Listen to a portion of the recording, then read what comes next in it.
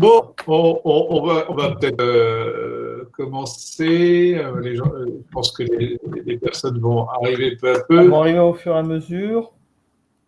Peut-être un petit mot d'introduction, Jean-Michel, avec notre nouvelle contribution portée par le collectif, avec ton intervention, Jean-Michel, comme président du comité de la valorisation de l'acte officinal, donc CVAO, que tout le monde connaît aujourd'hui. C'est aussi pour le collectif J'aide ma pharmacie une nouvelle forme de contribution avec un webinar. Et il se fait dans un contexte, évidemment, où la pharmacie a bien sûr un rôle prépondérant à jouer sur la communication, l'information et les règles de bon déconfinement. Et ce webinar est l'occasion d'en parler. Et il a été conçu pour aider nos confrères pharmaciens dans la communication avec leurs patients, puisque beaucoup de choses se disent et se contredisent. Donc, nous allons avoir un peu plus de clarté avec Jean-Michel Broszewski sur le sujet. Jean-Michel, c'est à toi. Eh bien, donc, il n'est pas affirmé que j'apporterai toutes les réponses à toutes les questions de patients, mais tout du moins, on va essayer de voir un peu plus clair vis-à-vis de cette affaire du Covid, de la Covid, puisqu'il faut dire la Covid. Donc, déjà, qu'est-ce que c'est que cette maladie? Eh bien, on dit Covid-19, mais SRAS-CoV-2. Donc, il y a plein de noms. Et le SRAS, c'est simplement le syndrome respiratoire aigu sévère. Et s'il passe à la détresse respiratoire aiguë sévère, eh bien, ça devient le SDRA. Donc là, on voit bien que c'est une pathologie respiratoire par définition, mais pas que. Et il y a beaucoup d'autres symptômes, dont des diarrhées, dont des problèmes d'agusie ou d'anosmie. Donc on voit que c'est très divers. En ce qui concerne l'idée, c'est que, bah oui, mais c'était au début, on disait que c'est une grippette. Une grippette qui a fait pas mal de morts quand même, on le verra. Donc, c'est pas du tout, d'abord, c'est pas le même virus du tout, puisque le virus de la grippe, c'est un ortho-ixoviridae et que le Covid-19, c'est un coronavirus et donc un coronaviradea. Et donc, il y a une chose qui est très intéressante, c'est que d'abord, c'est pas le même génome. Pour le virus de la grippe, c'est un génome qui est un ARN à polarité négative, c'est-à-dire qui n'est pas messager, alors que pour le coronavirus, c'est un ARN à polarité positive, c'est-à-dire qu'il est messager par lui-même, c'est-à-dire qu'il n'a pas besoin du tout d'avoir une replicase inverse pour pouvoir se transformer. Donc, vous voyez qu'il y a une grande différence et qu'il faudra réellement bien dire que ce n'est pas le même virus.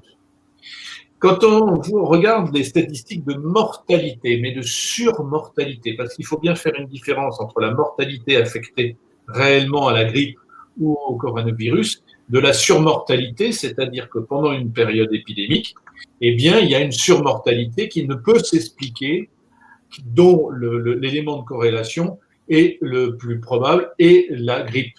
Et on voit bien que sur cette statistique, on voit bien que quand au niveau des épidémies de grippe, on voit bien que l'épidémie de grippe a une surmortalité qui quelquefois peut dépasser les 20 000. Bien évidemment, vous voyez tout de suite que le coronavirus a une bien plus grande mortalité. Mais c'est parce que c'est le cadre de la pandémie. On voit bien que sur 2018-2019, on a parlé de 13 000 morts en surmortalité. On voit que la surmortalité du Covid est à peu près 30 000. On va arriver certainement à 30 000 puisque les statistiques ne sont pas encore terminées, puis il y a encore pas mal de cas. Et on voit bien qu'il y a une chose très étonnante, c'est que la surmortalité de la grippe entre 2019 et 2020 a été très faible, très étonnamment faible. Donc, on peut se poser des questions par rapport à ça. En ce qui concerne les personnes à risque, eh bien, on voit que le facteur risque majeur du risque, ça a bien évidemment été l'âge, puisqu'on voit que la mortalité des personnes hospitalisées était de 71% des personnes avaient plus de 75 ans. Et donc, on voit bien que d'autre part, il n'y a eu que 19% des personnes 19% des personnes de plus de 75 ans qui ont été admis en réanimation. Et on voit qu'il y avait une très forte proportion, puisqu'ils étaient quand même 56% à être admis en hospitalisation. Cette courbe-là aussi, toutes ces courbes viennent de Santé publique France. Et donc, vous voyez que ici, la mortalité en hospitalisation, c'est-à-dire la courbe bleue, est bien inférieure à celle qui a été constatée dans les établissements médico-sociaux, mais il faut entendre EHPAD, bien évidemment. En ce qui concerne les personnes à risque, eh bien, messieurs, nous sommes les plus touchés, puisqu'on parle de 73% des hospitalisations.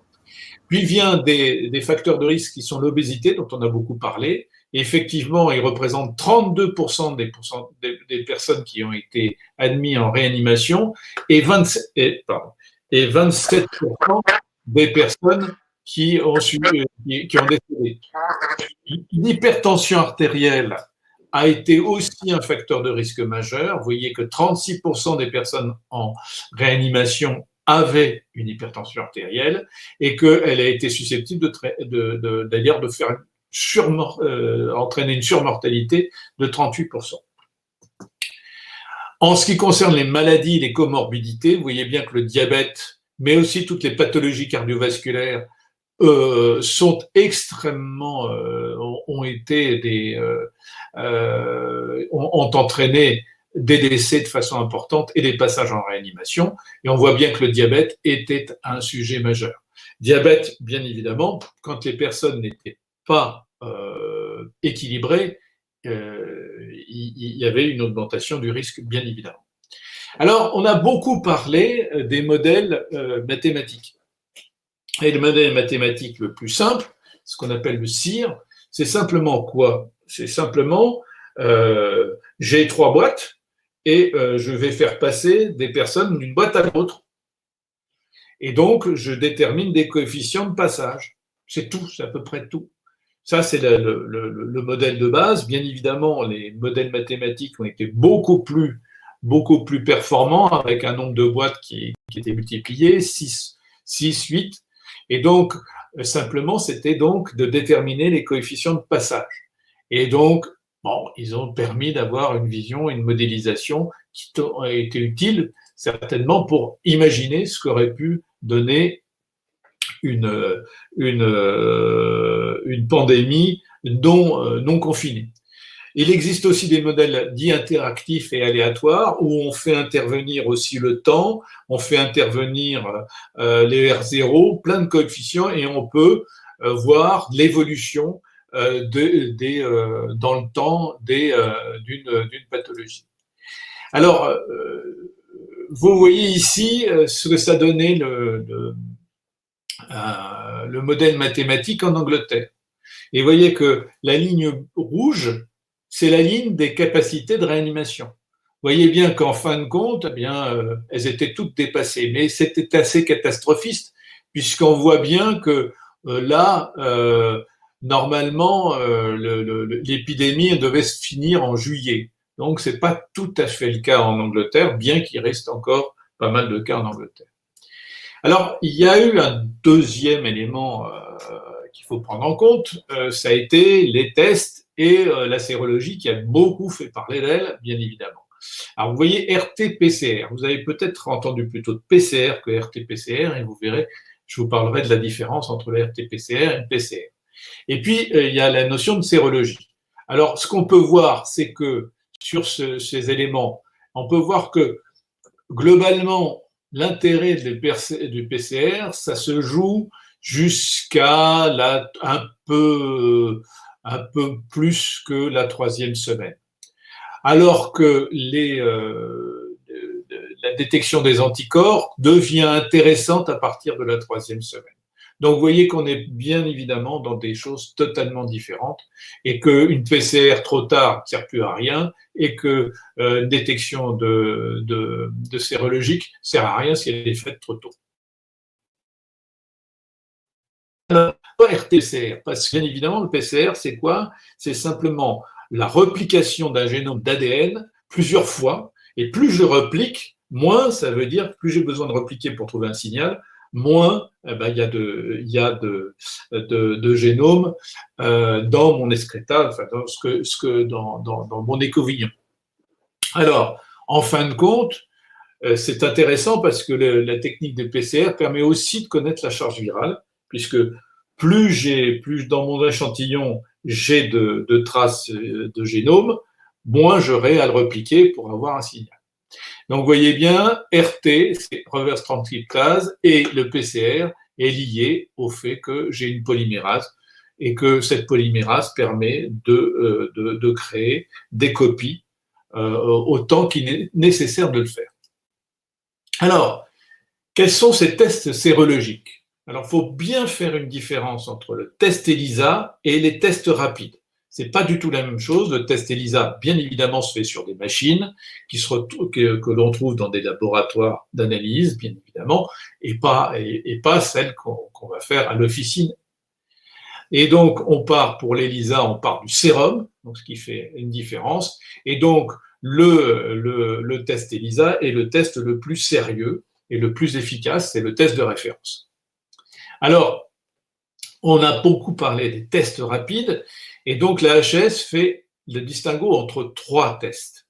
Le test rapide de diagnostic, s'il est pratiqué en laboratoire d'analyse médicale, le HS considère qu'on peut en créer, que le retour et l'information qui est créée à ce niveau-là et peut entraîner des retours épidémiologiques utiles.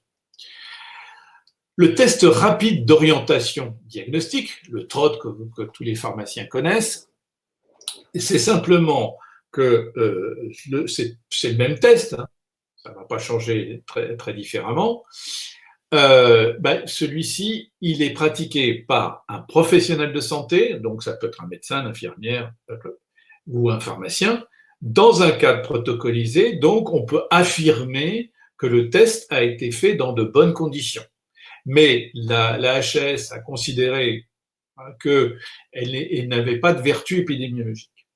Et enfin, il y a le test rapide de dépistage ou autotest qui est pratiqué par le patient lui-même et donc qui n'a aucune vertu épidémiologique, bien évidemment, et qui, d'autre part, dont on ne peut pas attester le fait qu'il ait suivi un protocole de mise en place validé. Alors, tous ces tests rapides sont des tests d'immunochromatographie. Simplement, c'est le fait que l'antigène va rencontrer un anticorps et cet anticorps va rencontrer lui-même, après, va pouvoir se collapser sur une zone test qui va permettre de dire, ben voilà, il y a une présence de l'antigène, ou bien s'il n'y a pas de présence d'antigène, qui va se mettre sur une zone témoin. Donc, en fin de compte, ça, c'est une vision assez fréquente. C'est très connu comme système. Donc, vous voyez bien qu'il faut bien différencier le test ELISA qui est fait en laboratoire d'analyse biologique et puis le test rapide qui est un test d'immunochromatographie qui est à peu près identique qu'on soit dans les différents types de tests rapides, le TROD ou le test ou l'autotest.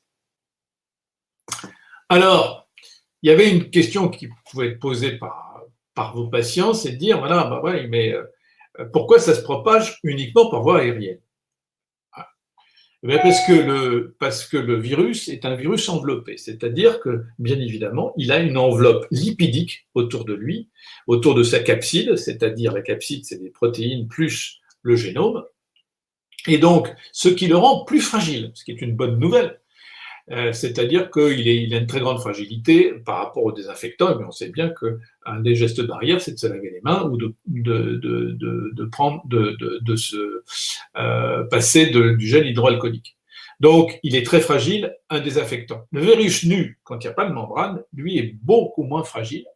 Et donc, à ce moment-là, il peut passer dans l'alimentation, dans l'eau, etc., etc. Et donc, en fin de compte, il est beaucoup plus contagieux, mais contagieux par des éléments extérieurs. Là, en ce qui concerne les virus enveloppés, ils sont obligés d'être dans un milieu qui leur soit favorable, c'est-à-dire des gouttelettes de salive ou des éléments comme ça qui leur permettent de survivre. S'ils n'ont pas ça, ils ne peuvent pas survivre. Alors, bien évidemment, on pense aussi au sang ou aux sécrétions. Bon, pour ce qui concerne le Covid, on n'a pas d'éléments par rapport à ça. Il y a eu avec le VIH. Alors, il y avait encore une question qui me semble intéressante, c'est que dans les médias, on dit tout et n'importe quoi, et surtout n'importe quoi quelquefois, c'est qu'on ne fait pas le distinguo entre les différentes indications. Il faut bien distinguer ce qui est de l'ordre de la prophylaxie, et je répète, pour bien le définir, c'est que la prophylaxie, je ne suis pas malade, mais je prends quelque chose pour éviter de l'être. De l'ordre du traitement d'une pathologie sans signe de gravité, c'est-à-dire le traitement de ville, et puis le passage, parce qu'il y a un signe de gravité, par exemple une détresse respiratoire, parce que je passe à l'hôpital. Et puis le dernier niveau, qui est le niveau du sepsis. Le sepsis, c'est la septicémie. C'est-à-dire que d'un seul coup, j'ai un phénomène qui va toucher plusieurs organes d'un seul coup, avec un phénomène inflammatoire très important. C'est ce qu'on a vu, mais le sepsis, c'est quelque chose d'assez connu. À titre général, il n'y a rien de très différent avec le Covid. Alors, ce qu'on peut voir, c'est que, bien évidemment, comment peut-on déterminer qu'une étude, l'étude qu'on va faire pour une étude de détermination de l'efficacité de la chloroxine ou de l'hydroxychloroquine, macrolide ou pas, en prophylaxie, c'est très compliqué de le dire, parce que c'est sur des très grandes populations. C'est peut-être un peu plus simple de pouvoir avoir des réponses quand c'est un traitement de ville, et encore plus facile peut-être d'avoir des réponses quand je suis à l'hôpital, parce que là, j'ai tous les éléments. Bon, pour le moment, il ne semblerait pas que l'hydroxychloroquine ait des résultats très, très, très favorables à titre général. Et puis, d'autre part, il y a deux autres types de traitements. Les antiviraux, là, ça se fait à l'hôpital, et les inhibiteurs de l'inflammation qui donnent des résultats plus ou moins importants, sauf peut-être avec la dernière qui touche un corticoïde, qui semblerait dire que il y a moins de mortalité sous le corticoïde. Alors, bon, il y a beaucoup à dire là-dessus. Et je voudrais vous parler surtout des vaccins et ce qui sont en développement. Parce que je pense que ça va être une question qui va être de plus en plus importante. On voit qu'il y a quand même 24% des patients interrogés, enfin des personnes interrogées qui diraient qu'ils ne se feraient pas vacciner contre le Covid. Alors, qu'est-ce qu'on a comme type de vaccin à disposition? Il y a les virus inactivés ou atténués. Alors, il faut bien différencier l'un de l'autre. Virus inactivé, c'est-à-dire que entre guillemets, prenez bien le terme tuer, parce que tuer un virus, c'est compliqué, parce que le virus est vivant tant qu'il ne se réplique pas, on ne sait pas. Est-ce que donc c'est simplement empêcher qu'il ait une existence propre? Alors, il est inactivé, c'est-à-dire qu'on le passe avec du formaldéhyde, donc d'une certaine façon il est tué, et quelquefois même il est broyé. Donc, il n'existe plus en tant qu'entité dans certains vaccins inactivés. Par contre, quand le virus est atténué, il existe toujours en tant que tel, mais il a un pouvoir pathogène qui est très diminué, voire pratiquement nul. Simplement, il a quelque chose de très intéressant, c'est qu'il crée un processus infectieux qui ne peut pas entraîner la pathologie, mais crée un processus infectieux. Et c'est le cas de ce que propose l'Institut Pasteur avec un virus je vais y arriver moi,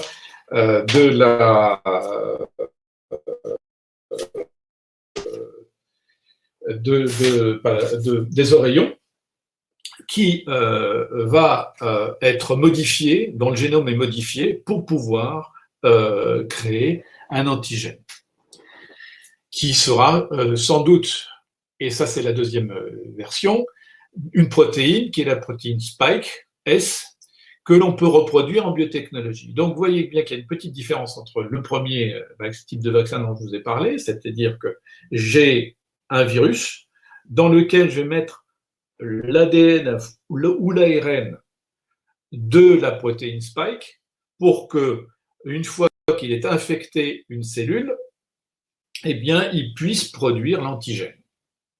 Et puis, il y a la deuxième formule qui, j'ai le génome ARN ou ADN de la protéine Spike et je la produis en biotechnologie. Voilà. Donc, voilà, et là, je donne l'antigène, je vais injecter l'antigène.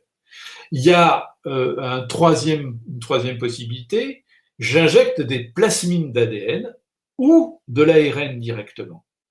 Et donc ça se fait avec des types d'injections un peu particuliers, voire des injections normales. Et donc à ce moment-là, le plasmide d'ADN ou l'ARN messager rentre dans la cellule et les cellules musculaires ou toute autre cellule va créer la protéine Spike qui va permettre effectivement de créer de l'immunité. Et j'ai un troisième qui est le fait que là, je vous aviez vu pour le virus de la rougeole, eh bien, c'était un virus atténué. Là, je crée des virus qui sont non replicants. C'est-à-dire qu'en fin de compte, ils vont pouvoir rentrer dans la cellule, mais ils ne vont pas être répliqués. Et c'est le cas des adénovirus. Et bien évidemment, je vais intégrer par ce vecteur, je vais intégrer le génome ARN ou ADN de la protéine S. Et enfin, il y a une encapsulation de l'ADN dans une protéine qui est la protéine codant, l'ARN codant pour la protéine S du Covid-19. Donc vous voyez qu'il y a plein de typologies.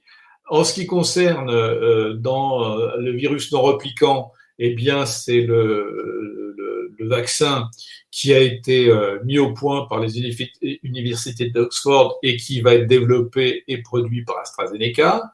Vous avez vu, je vous ai parlé du cas du virus de la rougeole en tant que vecteur répliquant.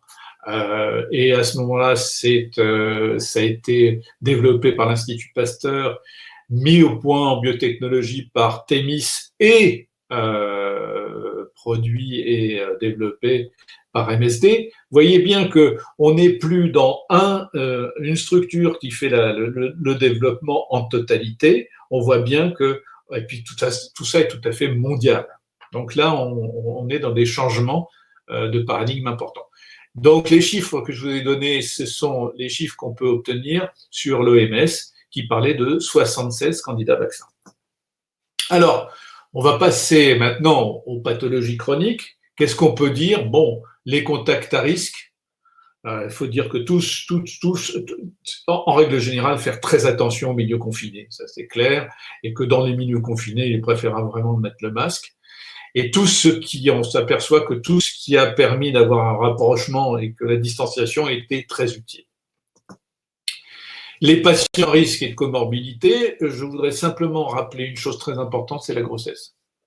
À partir du 3e trimestre, je crois que là, il y a tout ce qu'il faut et tout ce qu'il faut, il faut faire être très attentif aux personnes enceintes, bien évidemment. Sinon, les autres, vous les connaissez, c'est les immunodépressions, c'est l'obésité, etc., etc.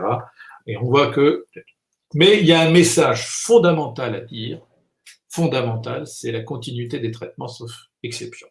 C'est-à-dire que si la personne n'est pas malade, eh bien, on continue les traitements et que le seul juge de paix dans l'affaire, c'est le médecin traitant parce que c'est lui qui le connaît. Il faut que vos patients reviennent à l'officine et aillent chez leur médecin.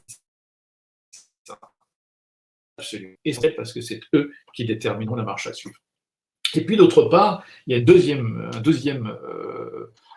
message à donner, mais dans des espaces larges. Et donc, moi, je considère que le mieux, c'est d'aller faire des balades dans des endroits où il y a de l'espace. Et ça, c'est très utile et c'est très bon c'est très bon aussi pour la santé. Alors, pour finir, je vous conseille d'aller voir bien évidemment le site de la HAS, parce que sur ce site, il y a deux choses fondamentales et très intéressantes. C'est qu'il y a une publication qui est faite entre HAS et France Asso Santé, et qui est une publication très bien faite qui revient sur ce que doivent faire les patients chroniques après le confinement. Et puis d'autre part, pour vous aurez toutes les pathologies que vous pouvez avoir, potentiellement chroniques, et des réponses rapides qu'a mis en place la HAS pour le diabète, ici c'est pour l'hypertension artérielle, etc., etc. Donc, allez sur le site HAS et vous aurez beaucoup d'indications. Merci de votre attention et je serai ravi de répondre à vos questions.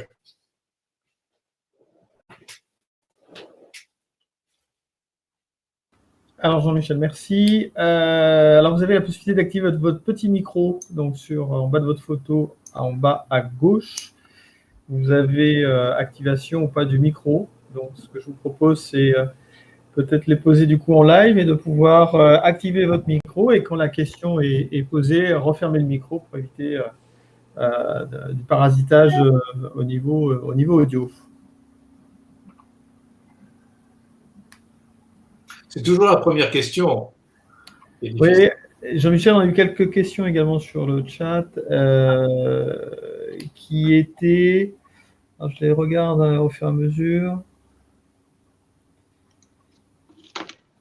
Alors, une personne contaminée précédemment sera testée ou testable positive pendant combien de temps? Répète-moi parce que j'ai pas Alors, très bien. une personne qui serait, si je comprends bien, une personne qui serait testée à un moment donné avec un des tests dont tu as parlé, elle est positive, très bien. Elle l'est pendant combien de temps? À quel moment finalement le bilan va redevenir négatif? Alors ça dépend évidemment du type de test, si on est sur la sérologie ou pas, quoi, mais... Voilà, c'est ça. Dans tous les cas, si c'est un test virologique, on a bien vu que dans tous les cas, en nasopharynx, en plus, ça dépend de l'endroit où on a fait l'écovillonnage. Hein. On voit bien que ça a une limite, 3 semaines. Hein, donc ça, il y a pas mal de faux positifs ou faux négatifs, plutôt des faux négatifs, parce qu'en fin de compte, c'est la technique qui est très importante dans ce cadre-là. En ce qui concerne la sérologie, on n'en sait rien pour le moment. Moi, j'ai pas d'informations là-dessus. Et donc, ce qu'on peut dire, c'est que la sérologie et l'intérêt de la sérologie commence au bout de 3 semaines, 3-4 semaines. Et après, on n'a pas d'idée de la répercussion dans le temps. Avant, on ne savait même pas si les IgG étaient neutralisants ou pas. Vous avez des questions, maintenant, on a plutôt un avis positif par rapport à ça. Alors, une autre question, quel délai pour un vaccin finalement? On entend tout AstraZeneca serait sur le point de le commercialiser.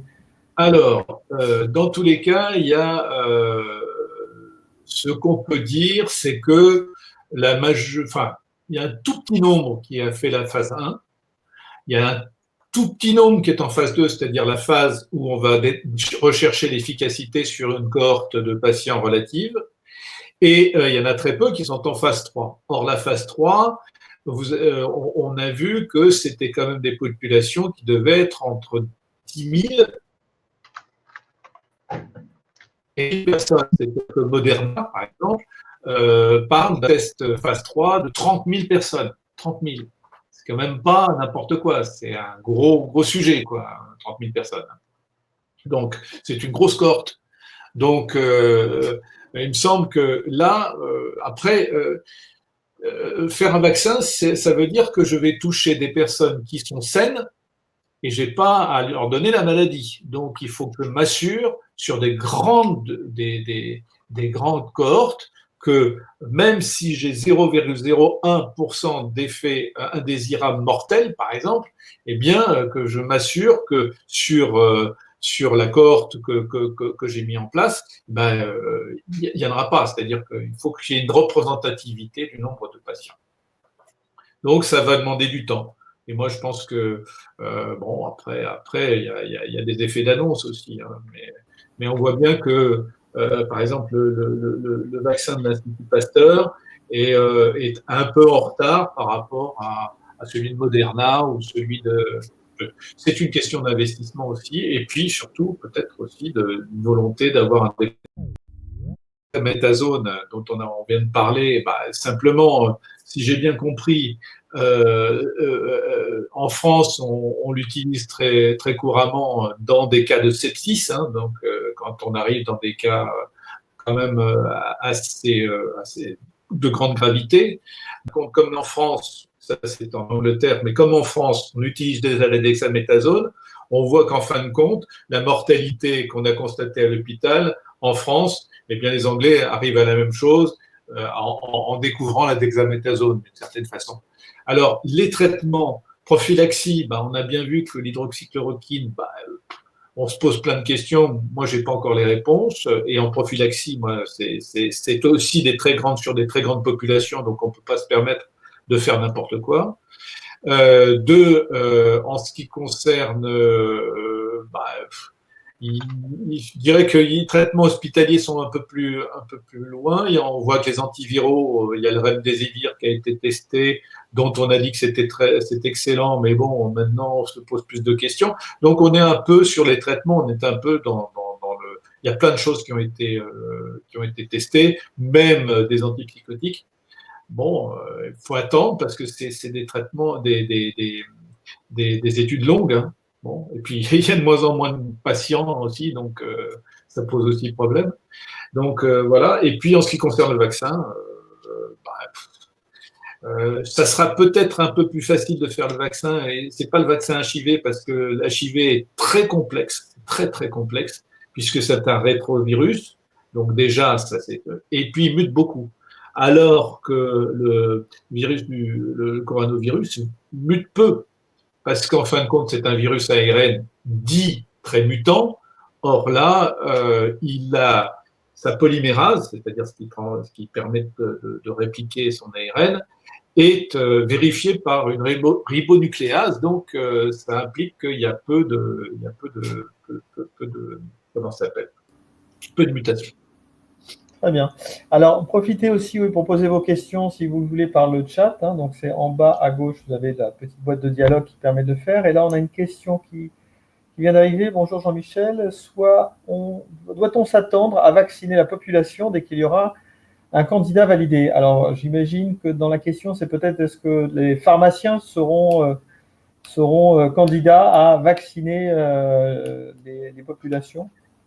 Il y a deux choses. C'est si on est plus proche d'un vaccin atténué, le risque sans apparaît. Alors là, c'est là, c'est un sentiment. Hein.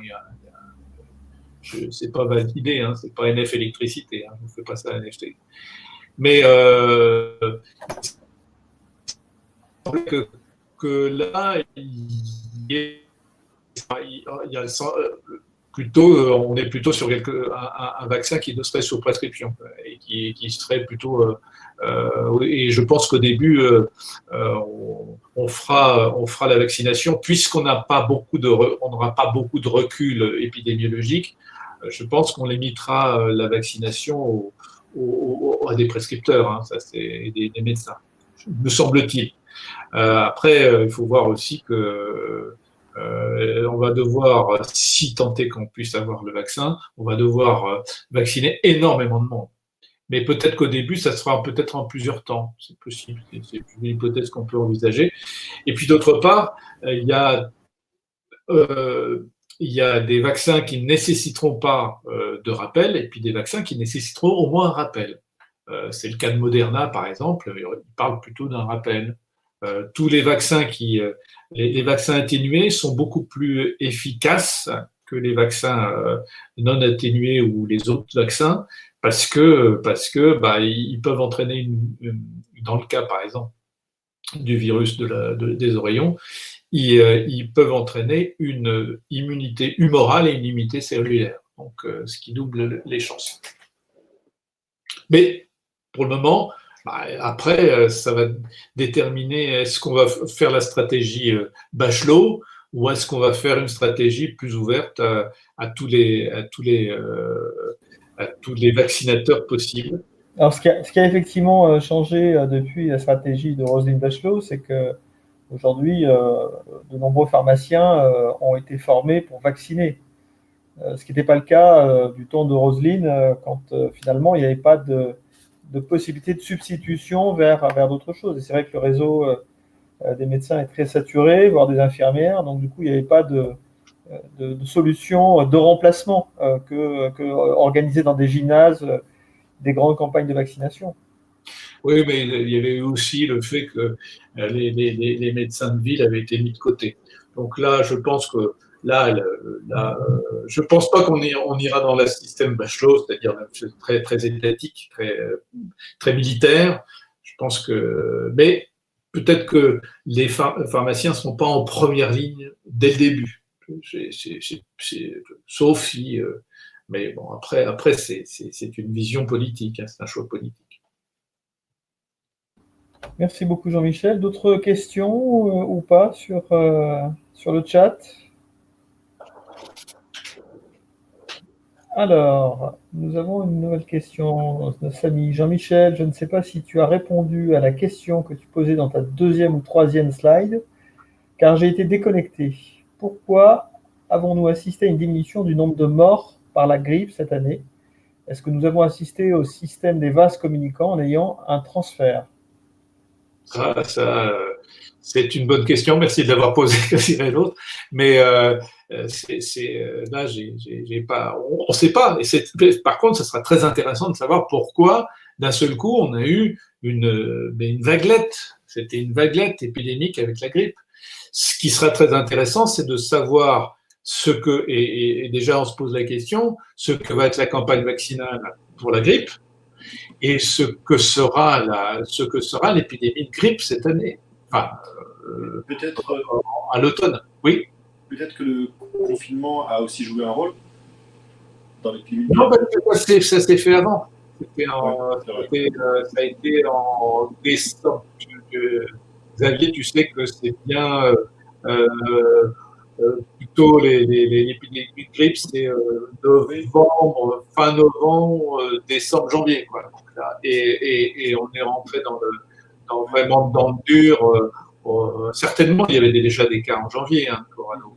Mais là, on va avoir un vrai sujet de diagnostic. Comment on peut diagnostiquer et faire le diagnostic différentiel entre la grippe et le Covid. En pleine épidémie de Covid et de grippe, ça va être compliqué. Hein. Donc, il y aura nécessité de faire des tests de façon très précise. Après, les conditions d'hygiène qui sont mises en place, alors peut-être à partir de janvier, mais surtout à partir de mi-février, ont peut-être aussi, en plus de la distanciation, joué un rôle, parce que quand tu regardes les épidémies de gastro-entérite qui n'ont rien à voir là-dessus, elles n'étaient pas non plus véloces et intenses cette année, non? Oui, attends, j'ai pas entendu, j'ai entendu Aguze, donc c'était un peu compliqué. T'as un réseau. Est-ce que tu peux répéter ta question, s'il te plaît?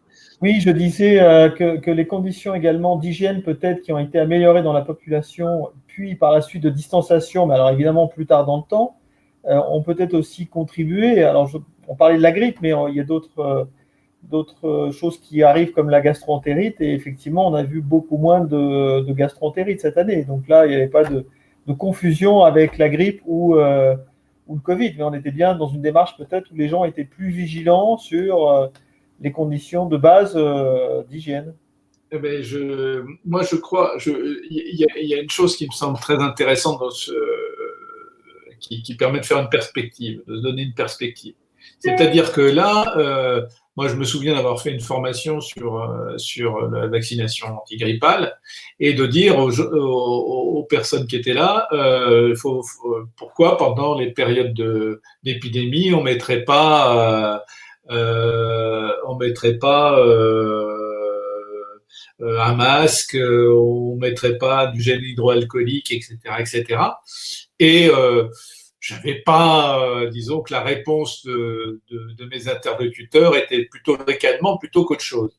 Là, je pense qu'on a bien compris que tout ça était absolument essentiel. Je serais très intéressé de voir comment la pharmacie, mais aussi les médecins, etc., vont avoir de relations pendant l'épidémie de grippe. Parce que vraisemblablement, là, on a constaté l'efficacité des mesures barrières. Parce que s'il n'y avait pas eu les mesures barrières, je pense que là, on aurait été dans une catastrophe sanitaire phénoménale. Donc là, effectivement, on est sur un sujet qui est comment le fait de mettre en place l'impact de la mise en place de mesures barrières effectives, avec peut-être le port de masque pendant la période grippale pour les personnes les plus à risque, ou les personnes qui voient des personnes à risque, parce qu'en fin de compte, le masque, c'est plutôt pour protéger la personne à risque plutôt que se protéger soi-même. Eh bien, là, je pense qu'il y aura quelque chose d'extrêmement intéressant et de voir s'il y a réellement un changement de comportement social, une prise en compte sociale de la chose. Est-ce que dans les pharmacies, il faudra garder les plexiglas, par exemple? Moi, je me pose la question, je n'ai pas la réponse, mais de se dire quel est l'impact de ça, quel est l'impact psychologique, quel est l'impact. Je pense que, par exemple, de mettre des distributeurs de gel hydroalcoolique dans toutes les pharmacies à disposition ne me semble pas une aberration, quoi. Merci Jean-Michel. D'autres questions? Sinon, on va clore cette première séance. Alors, je sais que Lorraine, il y a eu pas mal de gens qui se sont inscrits entre-temps, donc qui ont pas participé à ce webinaire. Donc, il y aura certainement une deuxième session qui sera organisée. Et puis également, ce webinaire sera à disposition en replay sur le site du collectif #JetMaPharmacie très prochainement également pour pouvoir revisionner ces bons moments. S'il n'y a plus de questions, à ce moment-là, je vais vous remercier tous, puisqu'on a à peu près respecté le timing à 5 minutes près. Donc, merci encore, Jean-Michel, de ta disponibilité et de la construction de cette présentation à travers le CVAO que tu as mis à disposition du collectif. Et puis, je vous rends votre... on a des nouvelles questions. Voilà.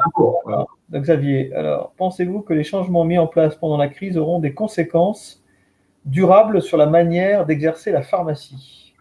C'est un peu ce que je disais. Me semble, on va voir ce que ça donne. Oui. Moi, je pense que il y a eu une prise en compte du fait que on était collectivement tous responsables de la prolifération d'une épidémie. Et que, en tant qu'acteur de soins, eh bien, il y avait quelque chose à faire. Alors, c'est complété, Jean-Michel, par sur la question à plus de collaboration interprofessionnelle.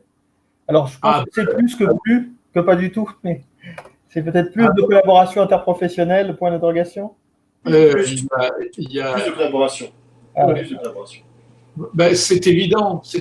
D'ailleurs, il y a un sujet qui est un sujet connexe, totalement connexe, mais qui est intéressant parce qu'il démontre pas mal de choses. C'est le sujet des violences conjugales ou familiales. On voit bien que d'un seul coup, tout le monde dit oui, mais il faudrait que les pharmaciens soient des acteurs. On ne leur donne pas tout à fait les moyens de l'être, mais surtout le fait que, en fin de compte, ça se joue à plusieurs. Tout ça, les interlocuteurs doivent être divers. Et on voit bien qu'effectivement, Xavier, tu as raison, demain, l'efficacité du système passe par une connaissance de ce que fait le médecin par rapport au pharmacien, de ce que fait le pharmacien par rapport à l'infirmière, ce que fait le kiné, etc., pour faire qu'en fin de compte, on soit plus efficace et je pense que là aussi, bon, alors il y a chacun voit midi à sa porte et on dit oui, j'écoutais des associations de patients qui étaient un peu remontées contre les médecins parce que ils avaient beaucoup apprécié le fait que les pharmaciens étaient là et que les médecins quelquefois n'étaient pas tout à fait là. Moi, je ne sais pas s'il faut jouer à ça ou pas. Oui. Mais en tant que pharmacien, on a vu aussi notre rôle renforcé, dans le sens où on a pu effectivement renouveler les ordonnances. On s'est aperçu que le pharmacien était en capacité de renouveler les ordonnances de patients chroniques lorsqu'il n'y avait pas, je dirais, d'incident particulier. Et par ailleurs, au niveau du, on peut faire le lien du coup avec ce dont Jean-Michel parlera peut-être ultérieurement, c'est les soins de premier recours. Là aussi, on s'est aperçu que le pharmacien était en première ligne lorsque les patients étaient en recherche de solutions de santé en l'absence de leur médecin. Oui, tu me lances sur mon sujet fétiche du moment, c'est effectivement les soins de premier recours. Comment le pharmacien va pouvoir s'inscrire réellement dans un soin de premier recours? Mais là, ça nécessitera qu'il documente, qu'il mette en place vraiment les choses qui ont du sens. Voilà.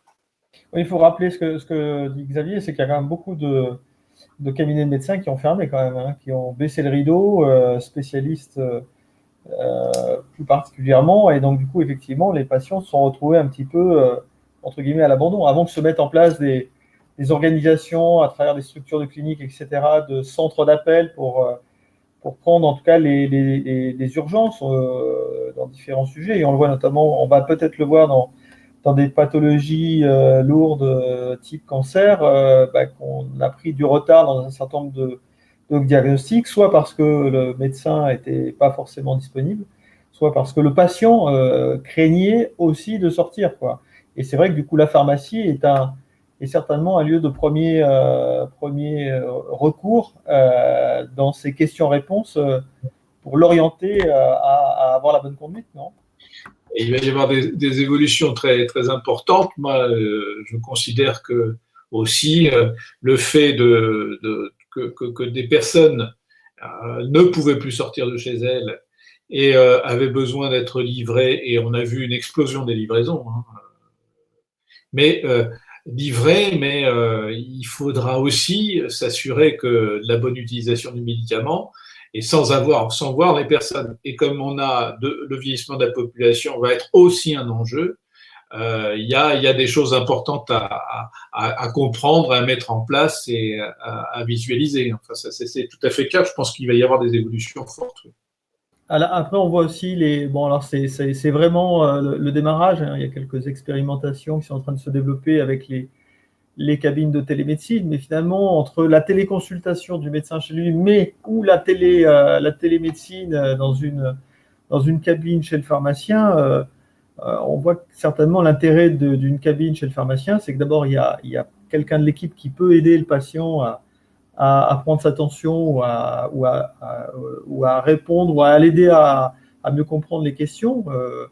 Et puis, il y a une notion aussi humaine qui est aussi importante par rapport à la visioconf. Et nous vivons depuis maintenant quelques mois, mais la visioconf où il manque beaucoup de choses quand même. Donc, finalement, peut-être qu'effectivement, dans cette collaboration interprofessionnelle, ça aussi, c'est un rôle. C'est-à-dire que finalement, le pharmacien, sans être dans un système de compérage, hein, mais le pharmacien peut orienter vers des médecins qui sont disponibles pour pouvoir répondre en premier recours à ces patients qui sont en recherche. Alors, il y a tout ça. Il y a le télésoin aussi qu'il faut prendre en compte. C'est-à-dire comment je peux apporter mon conseil, comment je peux vérifier la bonne utilisation d'un médicament par des personnes que je ne vois plus. Donc, je ne vois que les tiers aidants, hein, quelquefois qui connaissent bien les sujets, mais quelquefois qui ne connaissent pas, ou simplement des tiers de service, c'est-à-dire la concierge qui vient chercher le médicament pour Madame Dupont, Madame Martin, mais qui ne sait pas quel est son traitement, qui ne sait absolument pas si elle le prend ou pas, etc., etc. Je crois qu'il va y avoir une nécessité de créer vraiment cette action supplémentaire de vérification. Et puis d'autre part, je pense aussi qu'il y avait une nécessité de suivi. La personne ne vient plus renouveler son traitement. Peut-être qu'il faut s'y interroger, peut-être qu'il faut prendre Je crois que il y a une ouverture technologique possible qui n'est qu'un outil, mais il faut réfléchir à la possibilité de bien l'utiliser. Voilà. Ah, micro. Ah oui. Merci Jean-Michel pour cette intervention et puis également ce moment d'échange. Et puis je pense qu'on pourra fixer prochainement une autre date, oui. Lorraine, pour tous ceux qui n'ont pas pu échanger sur cette partie-là, sur ce webinaire. Et puis, encore une fois, je vous invite à le retrouver prochainement sur le site du collectif j'aide-ma-pharmacie.fr. Merci à vous tous et puis bon après-midi. Merci. Au revoir.